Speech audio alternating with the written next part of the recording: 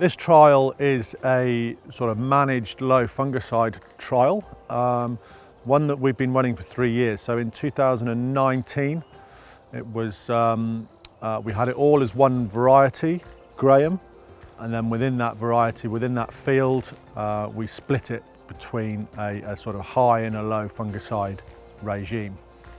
The plan was to take that on all the way through and do a similar trial every year through the strategic farm. Unfortunately, due to the terrible weather 2 years ago, we didn't have a wheat crop established in the field that we wanted to trial, so we had to miss that year.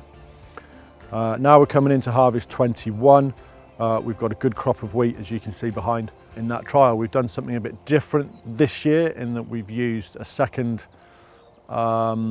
sort of high resistance rating variety. So we've got X-Days and Siskin, split half the field in X-Days, half the field in Siskin.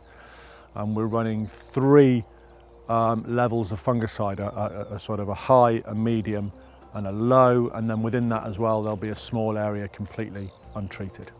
So what we're trying to sort of get to the bottom of is, with some of these more modern high resistant varieties, how low can we take a fungicide application on those crops. So we've split it into 3 levels here. The high, what we're calling the high fungicide, is really what we would do as normal. So the farm standard, or the high, would usually be 3 or 4 fungicides through the year. We would have done that on this actually, but what we wanted to do is make sure that it was a reactive program and not just a blanket application for the sake of it. So nothing actually in this field had a P0, and then we've just gone in yesterday with the P1s.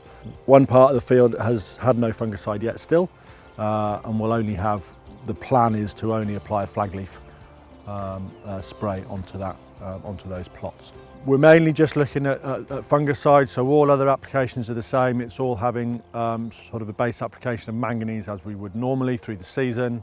Nitrogen, you would usually apply variably. This year in this field we've decided to do it just flat rate, just so it doesn't interfere with any of the results. In 2019, the results we had back from this was that there was no significant difference in yield between the fungicide applications, which meant that we were able to make or realise a slight saving in fungicide applications. One thing we did notice is that this field, like a lot of our land, is quite varied in soil type, which meant that having just a split field, one variety, one application on one half and a separate application on the other half, meant that we noticed a few differences that might have been more due to differences in soil type. So this year we've increased the replications and done the replications across both halves of the field, across both varieties, to try and have a look at the interaction of the fungicide more in a more in-depth assessment. The Strategic Farm West lower input trial was assessed for disease at growth stage 30.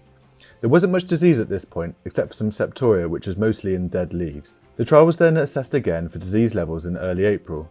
At this stage, no treatments had been applied yet. The Siskin was a little behind the X-Days in growth, but there was very little disease in the untreated for both varieties. There were some signs of old septoria on lower leaves and yellowing of the upper leaves, which could be down to the stress caused by frost or dry conditions.